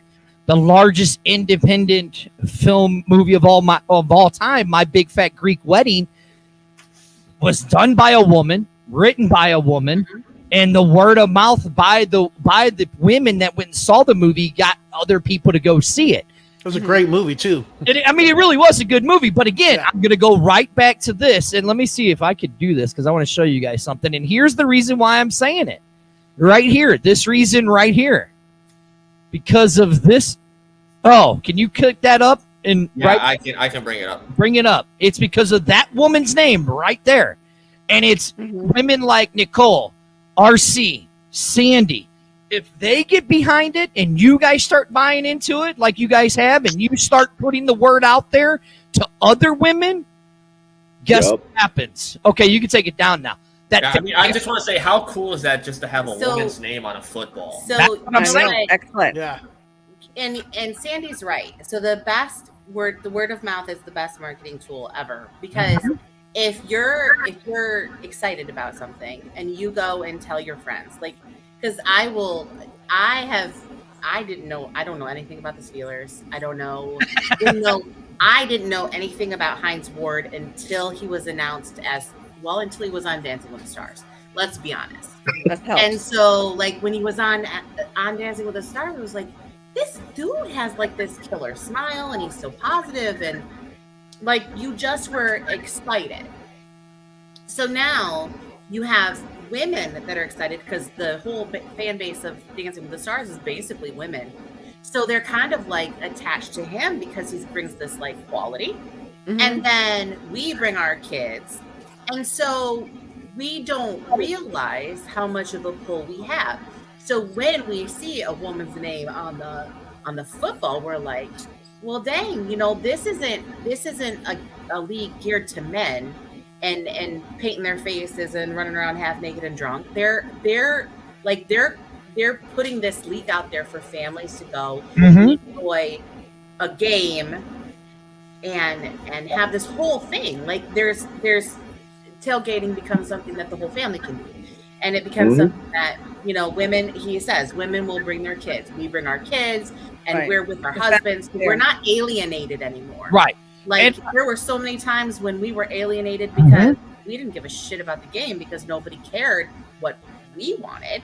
Like we were watching Super Bowl for the halftime show and the commercials. Like, correct. We weren't watching it for the game. We're watching XFL for the game because we're excited about the coaches. Right. We're excited about the team players. We're excited about, the new rules. We're excited about a game that we can watch without seeing tiny little ants running on the field. Right. Like we can see the game. And women got tired of wearing men jerseys. Finally, they started doing like V-necks, like shirts for us. I'm still asking for those V-necks. Still no V-necks on the XFL story yet. I got my wife Loli's waiting for that. Brian, I do want to steal a part of your question, and I want to direct it towards RC. You see that she has the Brahma Mamas. She has the group, the Brahma Mamas. RC, explain one of the things that you guys do at the tailgates for the kids. Because again, it goes back to, like I've said, and what like Champ says, women will bring the kids. Nicole and RC, what is it? One of the things that you guys do for the kids at the tailgates? We do scavenger hunts. So, and we have the kids look for Lay's chips, or a bean bag, or a picture of a star. You just never know. And for me, again, I don't know if everyone knows, but I'm a speech language pathologist, and vocabulary is key. And so I think looking for scavenger hunts, bringing those kids in. We're bringing in a dance crew. We're having someone to teach us a dance routine so we can have dance competitions against the other females when the teams come in. It's all about interaction, getting involved. Like before, women were sort of satisfied with crumbs. No, we're getting seeds, because seeds grow. That's what we want. We want seeds to grow. We want to be behind the men.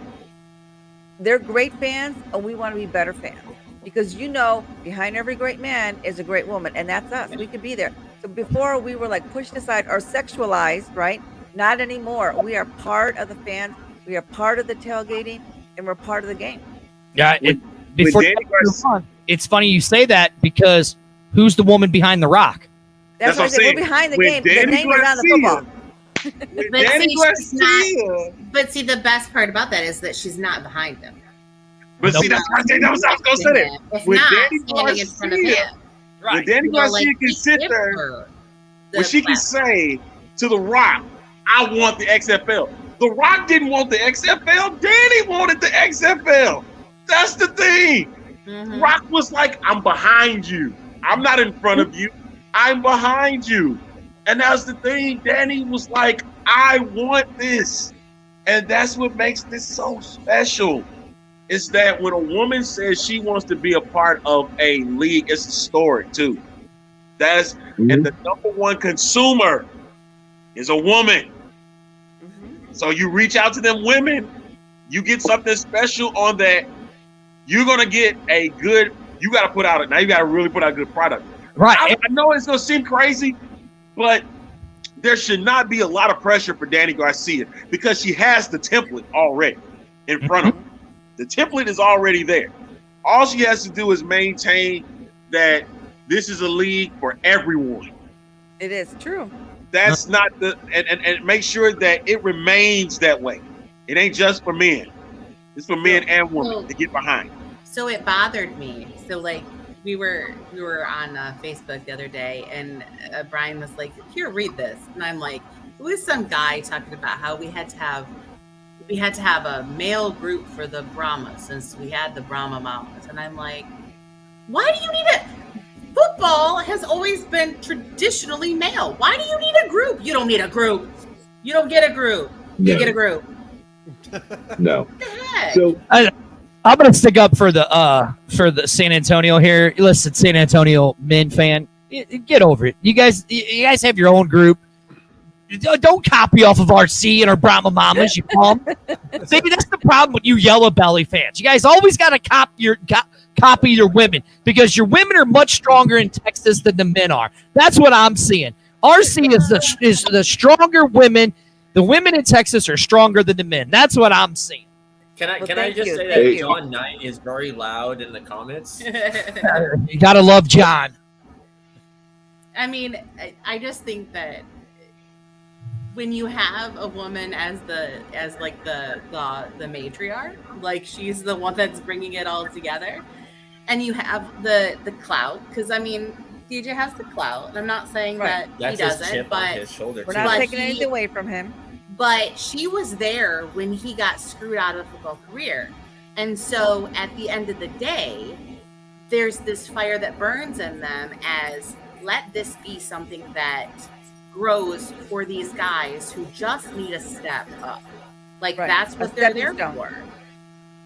It's like there's nothing wrong with that. Like we got to put kids out there. And we talked about how I love how they're being transparent. They're like, we're not trying to be an alternative to the NFL. We're trying to be the stepping stone to the NFL. Mm-hmm. Because a lot of these and that's guys where Vince did it wrong. Complimentary. Yep. Mm-hmm. You know, you need to have people that are just as good and have always been just as good, but didn't have a place to go because they didn't make the draft. Yeah. So we were talking about marketing to the casual fan, the casual NFL fan. Look at the 8 coaches. You guys want to run through the 8 coaches really quick here? Dirty, go ahead. I'm sure you know them all by heart. Well, I mean, we'll see, we'll start with the 3 most infectious coach, St. Louis with Coach Anthony Beck, and you have Vegas with Rod Woodson. You have you guys, the Brahmas there with Hines Ward. You have DC has Reggie Barlow. The Sea Dragons have Jim Haslett. You have Bob Stoops down there with the Rent-A-Hawks, right? And then in Houston, you have Wade Phillips in Houston, and then the guy over there in Orlando, Terrell Buckley. Now, I mean, listen, if you've seen any of these guys talking, I mean, literally, when I say you could see the entire movie playing out on LinkedIn and on Arlington, use that echo. There you go. Use that echo cancellation, bro. Oh, he got his headphones in. That's why. But if you go on LinkedIn and you see everything that's going on, you could see these guys. They're out there every day talking about the XFL, showing their passion for the XFL and all that stuff. And it's literally, in my opinion, the face of the XFL right now is Coach Ward, Woodson, and Beck, because those are the 3 most vocal coaches right now. In my opinion, that is the face of the XFL because of what these guys are doing every single day about the XFL.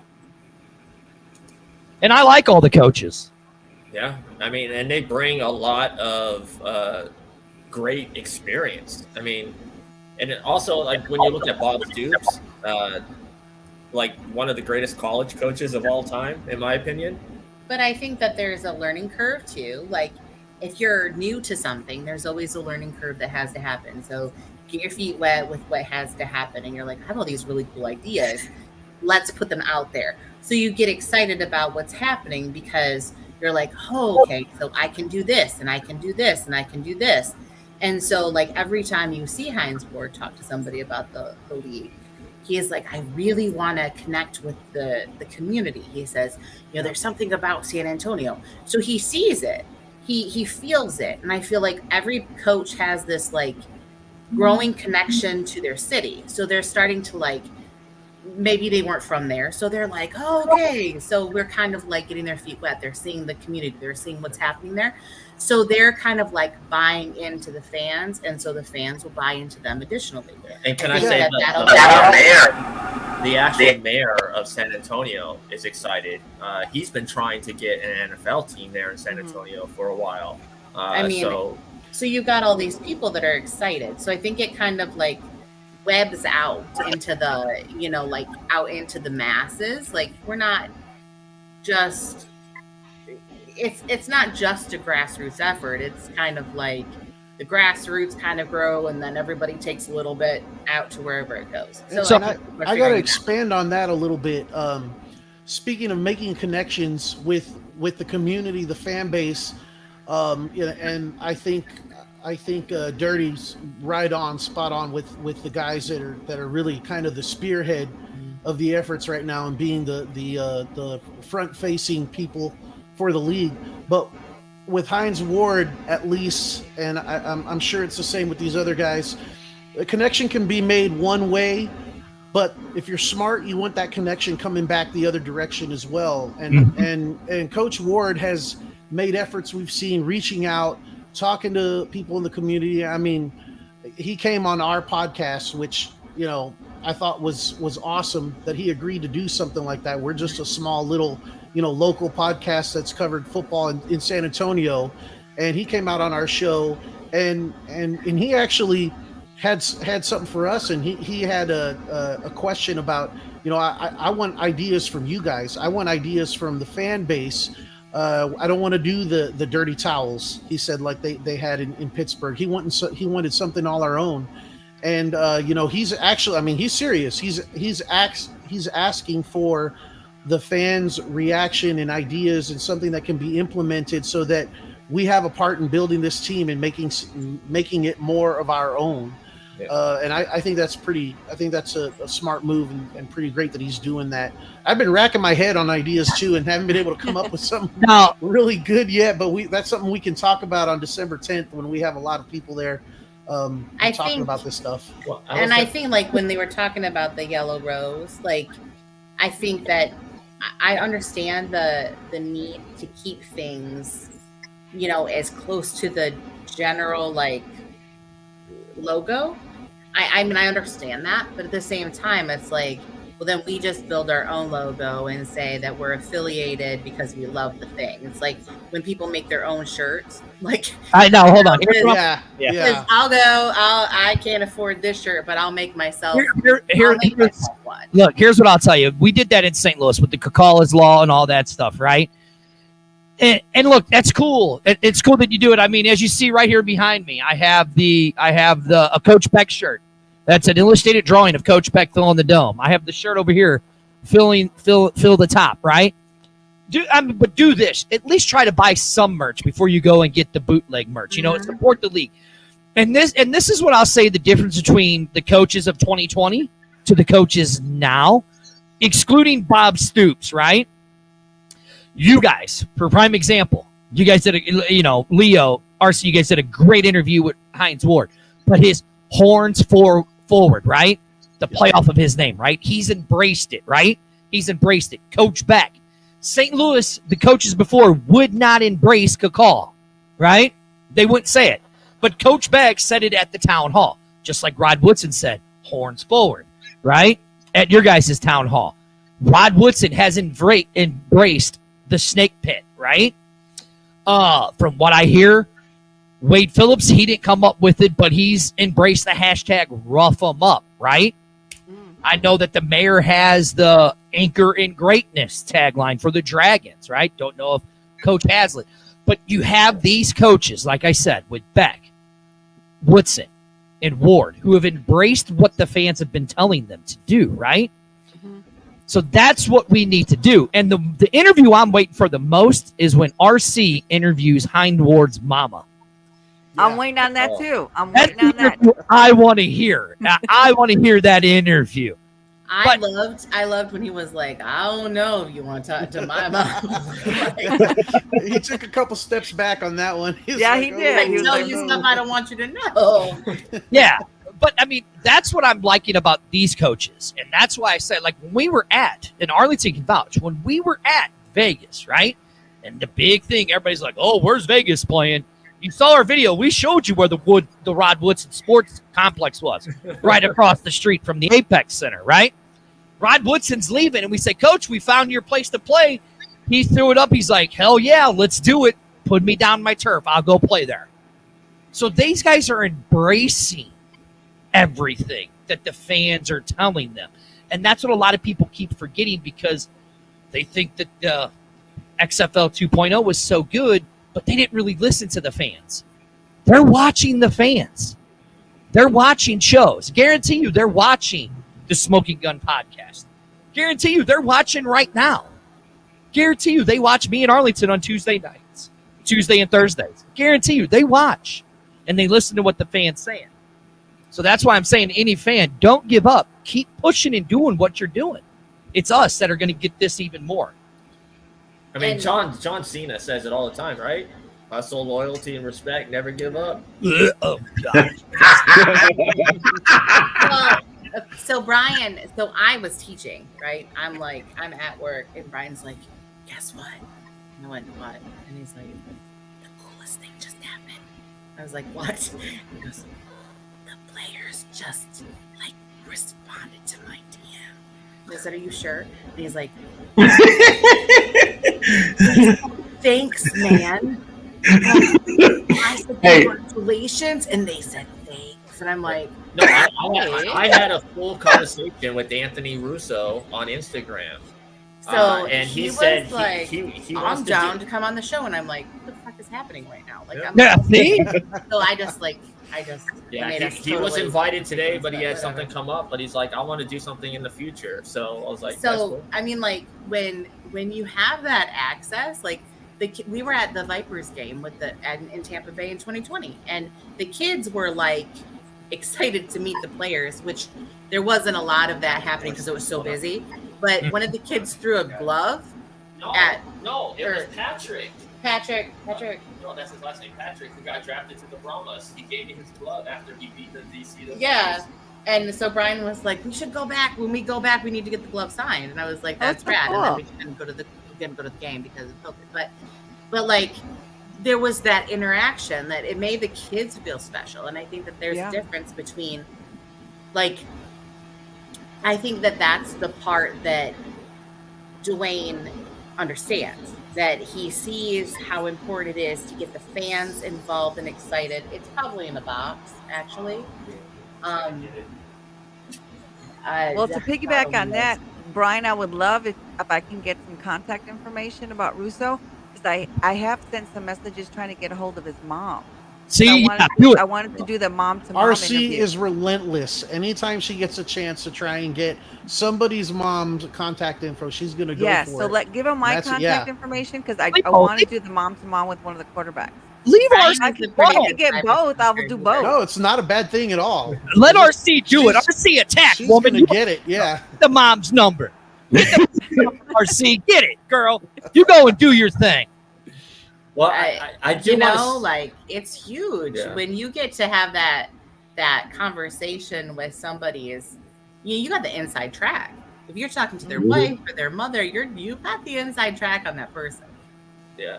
Well, I do want to say that this has been an awesome episode. I don't want to keep everybody all day here, but we can go for like another 10 minutes. Are you guys good for another 10 minutes? Yeah, I'm going to have to sign off at about 3:30, which is like in about 15 minutes. Look, I could talk XFL all day long. It doesn't matter. You can just talk all day long, regardless. Dang, thank you, Jay. Look, I gotta say that about my own partner. He won't shut the hell up. So I wanted to ask everyone this question, since we are talking about XFL and we are an entertainment show. What is everybody's favorite football movie? And I'll start with you, Dirty. Yeah, Last Boy Scout. Hands down, greatest football movie of all time. The Last Boy Scout. There's no other better football movie than The Last Boy Scout. That's it. The only one. Look, Jay's got to look up his favorite football. Mute his mic, please, right now. Mute his microphone. Mute his microphone. I don't want to be that hokey person that says The Blind Side, but we just watched Brian Banks, and that was like, aside from the more comedic like Varsity Blues, which I love, but like Brian Banks was like this super emotional like movie about football, and it's like all this guy ever wanted to do was play football, and he got so screwed. I'm like, so that was my favorite. I mean, and that kind of plays into what the XFL is doing, giving people a chance. Mm-hmm. But yeah, Brian Banks, and I have a couple movies, so I'm thinking which one's going to be my favorite. So Leo, what about you? Wow, that's a tough one, man, because there's so many good ones. I mean, at this level, we're talking professional. I'd have to go with The Replacements, just because of how it represents, the next guys up coming in and being able to live out a dream and getting the support of the fans and coming together to make something special. And I know that's what spring football has been all about. So I really have a connection with that movie. If I could list a second one, it would be Friday Night Lights, because of the Texas connection and how real that is for us that have grown up watching high school football here in Texas, or have had kids like I have my son watching football. I've talked to some people that lived out of state and thought that the movie was so excessive and drastic and unreal, and I'm like, man, that's like a documentary if you live in Texas. And can we just add on that the series was just as good? My cohort in the 8th grade language arts is from Brady, Texas. Oh, nice. And so she said that when she taught in Brady, she was in charge of like a lot of the high school stuff, because they didn't have a lot of teachers, they were small. So she was in charge of the high school, like a lot of the high school things. And so if you weren't at the game on Friday night, She says, that's real. She's like, it's real. Like the town shuts down. Like and the town Oh, shuts yeah. down. If you're not at the game, you miss everything that's happening. And she says, and this isn't Brady. So she's like, this is like, it's real. And I was like, are you serious? And she says, yes, we are serious about football. What about you, RC? What's yours? Well, I'm a fan of Tom Cruise, so I'm going to go with Jerry Maguire. Show me the money. It was a good movie, I have to say. That one was good too. Jay, what about you? So when I was actually looking up Dirty, because it's a toss-up for me, right? Most every football movie has its uniqueness. It has its own little thing that kind of cements its legacy, right? But I'm going to have to mention two. The original Longest Yard, Burt Reynolds, the incredible story. It was very entertaining, very humorous, very whatever. But the one that had the biggest impact on me, just story-wise, was Brian's Song. Oh, Brian's Song was incredible. And I know that's weird to hear a guy talk about a movie like that, but that movie was just so phenomenal, man. It just, especially during the time that they were going through with civil rights and the tension and everything that was going on, for, you know, two characters of different races to become best friends like that, and then the one to get the terminal diagnosis and they remain friends all the way to the very end. Just, I mean, that's a powerful story, man. That's a tearjerker, and it is the best in my mind. I'm getting chills because Brian's Song, that is my second all-time favorite movie, because that's one of those movies that I can think about and I'm going to start crying now about it. But yes, yeah, it gives me a lot. That movie gives me a lot of chills. So yeah, I'm done. I'm done on the Brian Song because I'm going to start crying. So yeah, I'm done. All right. So my favorite football movie is We Are Marshall. It was, you know, a film about a team rising from the ashes of a tragedy, a whole town. I know, you know, a lot of people say Any Given Sunday. I mean, I just think that's like the more popular choice, but Yeah. I believe We Are Marshall is one of, if not the best football film. Okay. Yeah, I mean, yeah, I have to agree. And what I'm going to do is I'm going to piggy off the back of what Brian said with Brian's Song, right? And that kind of ties up this entire show, right? And this kind of ties up the entire XFL and what football and sports has done as a whole, right? Regardless of anybody's political beliefs or whatever it is that they believe or how they believe, right? There's one thing in America that we can say. Sports brings people together, right? So when me and Arlington, when we started our show, as you see, I'm as white could be, and my co-host is a black male, right? We started that show to show people that you could have a black man and a white man working together, and they can agree on something, right? And that's why we started our show, not just, you know, because we wanted to do a show, but we also did a show to where we could show people that we could work together, right? And that's the thing with sports. No matter how much is going on in the world today, and I mean, this goes for football, baseball, wrestling, the movies, whatever, right? It's that 2 to 3 hours of our life that we go with people that we don't know, and we have something in common. And everything else outside of that world goes away. You know what I mean? And it's just us against everybody else. And that's the good thing that with the XFL, and that's what I've seen with the XFL. I've met a lot of great people. You know, I've met Jay from St. Louis. I've met you guys, Brian and Nicole. RC, Leo, I just met you guys for the first time. You know, the mayor of the XFL, met him. And it just brought us all together. You know what I mean? And that's what makes this so good. And that's why this community, this XFL community, is such a die-hard community, because of how it just, that's the one thing we all can agree on, is that we love spring football and we want it. And that's what I think is so great about it, you know? So, yeah, other than that, that's it. Don't go cry, Mr. Jackson, you big pansy waste. So I was looking here. There was a question. Somebody had asked what was the best stadium in the XFL? Probably Seattle. I mean, just because it's an NFL stadium, I think. Well, I mean, I know there's Camping World in Orlando. That's a dump. Yeah. Been there, dump. Was there for WrestleMania, dump. Yeah. The Battle Dome's a dump, right? Now, if I'm going to believe anybody, right, I am going to believe the mayor of the XFL, Van Hurst, because like I said, when I said this dude went to every single game in 2020, this dude went to every single game in 2020. So if he's saying that Lumen Field is the best one and DC Audi Field is the best small venue, I'm going to believe him, right? I was at Raymond James Stadium for WrestleMania, which that was a great stadium. But if he's saying that it's Lumen and Audi Field, I tend to agree with him because how you gonna disagree with a guy who's been to every single game in 2020? Right. Have you guys outside of San Antonio been to the Alamo Dome? I'm interested to hear what people think of the Alamo Dome that aren't from here. I do plan on coming to a game in San Antonio, so I do want to kind of. I've seen the schematics of the Alamo Dome. It kind of resembles the Battle Dome here in St. Louis. Were they built around the same time? And they were both built in the 90s, right? Yeah, 90s. Was it really? Was the Alamo Dome built in the 90s?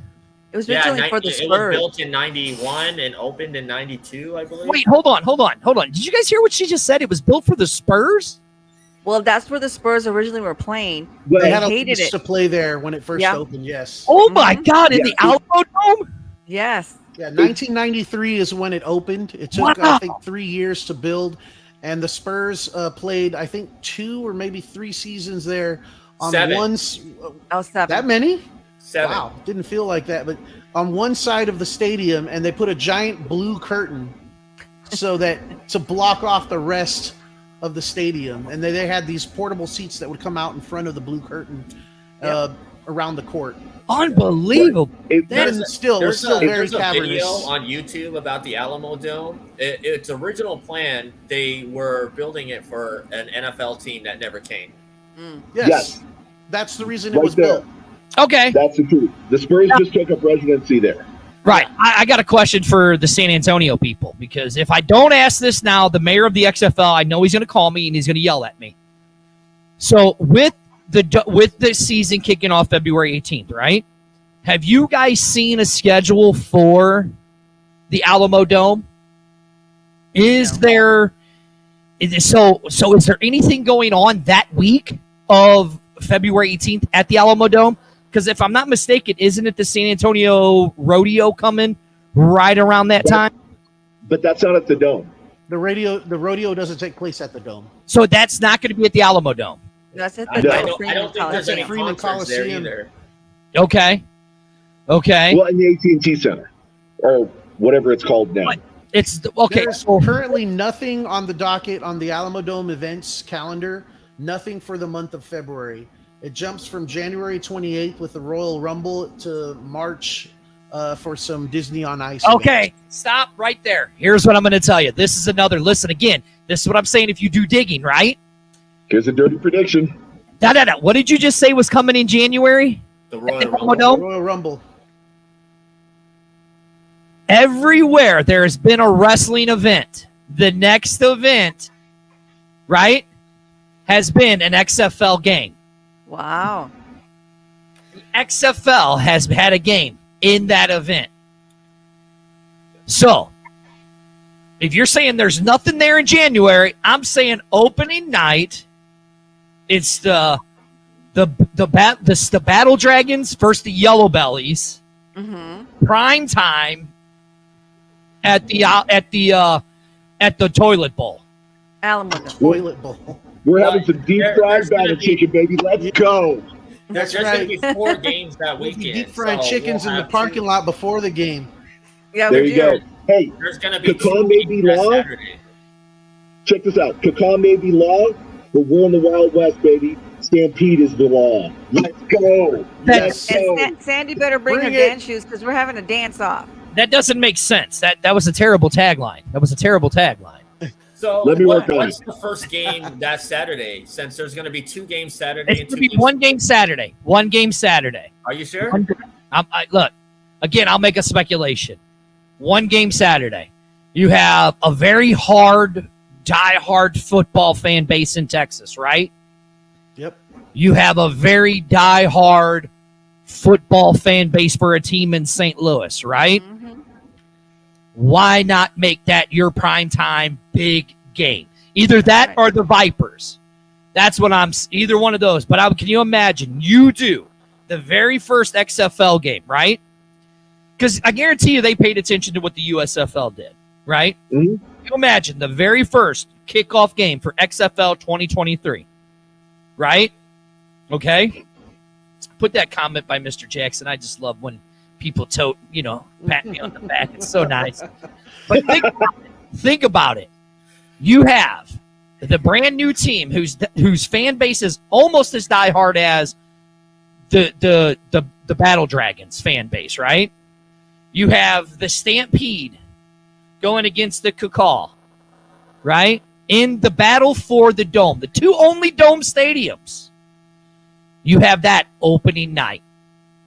Imagine the ratings you would get. Man, God. Dirty, are you getting kickback from the XFL for this kind of marketing? Come on, man. No, look, again, just go and see. You could go on anywhere on LinkedIn, everything, and you could see everything. It just makes sense to me. It does make It sense. makes sense, right? Well, Dirty, I thought you private messaged me and said that the check is cleared. There There you go. It might have. I don't know yet. I plead the fifth. How's that sound? All right. So I'm gonna I do think it's gonna be the Brahmas in St. Louis the first game. Definitely would be some big fireworks to start the season. Mm-hmm. Yeah. Oh, yeah. The Battle of the Dome. And to go back to the Royal Rumble showing up in San Antonio, I do want to say that they're about to make history. WWE has already sold $5 million in tickets for the Royal Rumble there in San Antonio in January. Yeah. Believe it. They're close to selling out the Alamo Dome. So what the Alamo Dome holds about 65,000 people. I think it's 68,000. Yeah, so we're going to see a packed dome there in January for the Royal Rumble, Wow. which Cody Rhodes is winning, by the way. Anyways. Oh, God. Here goes the dirt sheets. What, you don't think Cody's winning the Royal Rumble? No. I got to hear this. Who's winning? It's probably going to be Cody Rhodes, as much as I hate to say it. Well, before I get to hop off, I want to tell everyone thank you so much. It was a pleasure meeting everybody. Let's keep in touch. And please listen to the Smoking Guns podcast. We're hopefully going to start coming on more often. Leo, what do you think? Yeah, we have a third part of our team who's still a huge move. So and new career. So we kind of given him some time to get settled in, but things are going to pick up here soon. Yeah. But you guys can be found on Spotify and Amazon Music and all those places you can find. All the places you can find podcasts, we're on there. Yep. Mm-hmm. And the Brahma Mamas will be there on December 10th. We're going to have a sign-up sheet. We're going to be starting to increase our numbers, and we'll have our purpose statement there. So anyone has any questions about what we stand for, we'll have it there. And we'll have our logo. Well, I want to say thank you, RC, for coming on, and I appreciate what you're doing for women fans. That's really awesome. And I want to say that you guys did a great job. Like we brought it up, the Heinz Ward interview, that was fantastic. That was a great interview. Like Leo said, you guys are just a little podcast that Wait, hold on. Don't ever give your guys' self. Don't ever shortchange your guys' self, right? No, they do a fantastic job. Right, no matter how big or small, there you go. The passion. But when someone there decides to say, "Hey, this might be cool. I want to come talk to you guys. Yeah. It's always kind of like it's a validation. It helps you feel that Exactly. you're on the right track, you know? So you're like, well, all right. So these are people that are like on the inside. We want to be, Right. you know, we want to talk to those people, but you don't always have access. So Exactly. maybe like us that are like, oh, well, you know, here's people that are a little bit more established than we are. Because let's just say, if you've been on longer than anybody else, then you are more established. You do have a fan base. You know, people are paying attention. So you get validated by having those people on your show. And so you get more excited because you have now connected. Right. So, And then Leo and RC and Jay, do you guys want to plug the Facebook group really quick? Go for it, Jay. Gotcha. So, for all you XFL San Antonio Brahmas fans, come check us out. What the heck is our Facebook page? There's like 3 or 4 of them, but the one you want to pay attention to most is the San Antonio XFL Brahmas fan page, I believe. That's the one that's run by Warren. And that's where we're going to be talking about most of the events that we're doing, specifically like the Fan Fest or any tailgating or any away game parties that we're going to be doing or anything like that. You definitely want to join that group. Get your finger on the pulse of what we're doing there. That way you're connected. You can show your support for the fans. You can come hang out with some really cool people like Leo and RC. Right. And then from what I've been gathering, in the future, a lot of charity events as well, localized there in San Antonio. Yes, we actually gotcha. just had there's a huge free Thanksgiving event here in San Antonio. It's called the Raul Jimenez Thanksgiving Dinner. It's the free largest Thanksgiving dinner in the country. And Smoking Guns podcast, we were able to collect beverages, bottles of water, sodas. What was the total? I think it was like 600 donations that we were able to collect to provide for the dinner. Yeah, that over 600. Yep. So. In the cold rain, I'll In the add, cold we were rain. out there and still did it. Yeah, still had people coming out and giving and being a part of that. So thank you to everyone.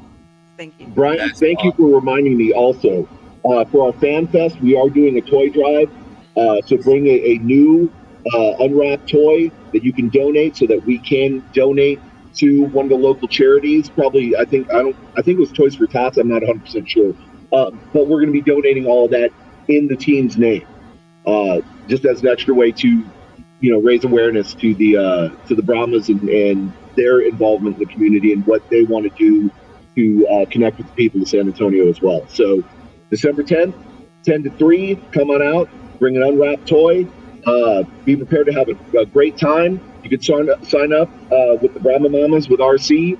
I'm sure you'll see me running around being a fool like I always am. It's going to be a great time. So come on down, man. It's going to be worth it. It's at MacArthur Park. Oh, yeah. Yeah. You have a specific location there? Pavilion 3. Yeah. Pavilion 3. Even Dirty knows. Yeah. I've been helping promote it for you on our show.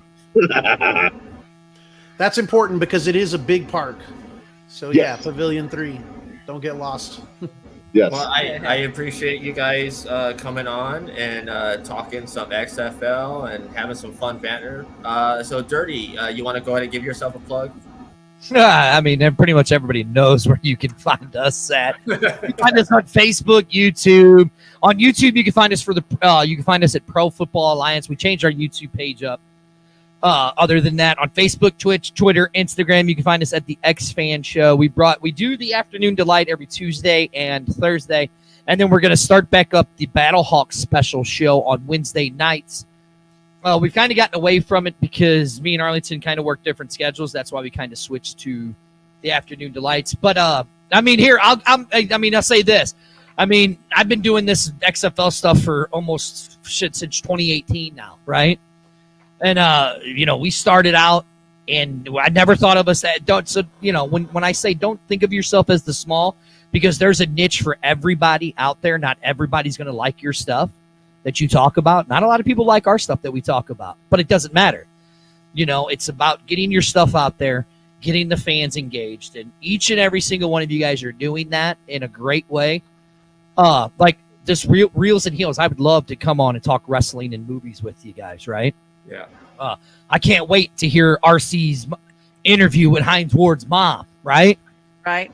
I enjoyed their interview with Hines Ward. I don't know why I keep letting Jay hijack my show when he comes on to talk his trash. I don't know. But it's about growing this community. And with that being said, make sure you check out the Smoking Guns podcast. Make sure you check out Reels and Heels.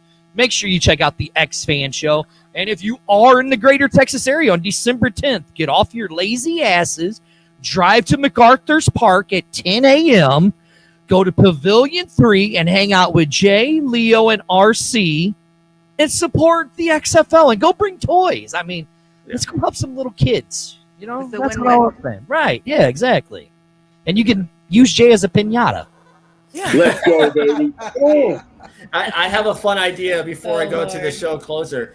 I need to have Jay and Dirty film like promos against each other, like wrestling style, on why their team is better. And then if you guys can record that and like send them an MP4 file to me, that would be awesome. That would be hilarious. Look, Okay. you don't want the old Dirty. This is the clean version of Dirty. You don't want the old Dirty to come back. That got me in a lot of trouble with the XFL. But I think I could do that. I think that the yellow belly, I mean, I would love to know what his SAJ stands for. I could think of a lot of names for it, but this seems like a family show, so I'm going to keep it clean. You know, the SSJ and his yellow belly. I mean, it's funny how his picture is right behind in front of the yellow belly, the team that he supports, you know, the team that probably has the worst head coach. You guys probably won't win a game because you have a wide receiver as a head coach. Your draft was terrible. I mean, it's the Battlehawks. I mean, we are the uncrowned champions of the XFL. Oh, God. I'm done. All you got to do, I lose. You say cacaw and I'm done. I can't stand cacaw. It's funny and it's ironic how the battle chickens are fluffing their own feathers to make themselves think that they're the best in the league. However, we proved it with the AAF. We proved it with everywhere we've gone. San Antonio is the champions of anything that they step into, baby. You guys are about to get stomped. Is going to be, Hines Ward is going to be the best coach. Watch and see, coach of the year. We're going to have the best offensive team. We're going to play smash mouth football. We're going to run it down your dirty. We're going to run it down your dirty chicken throats, right?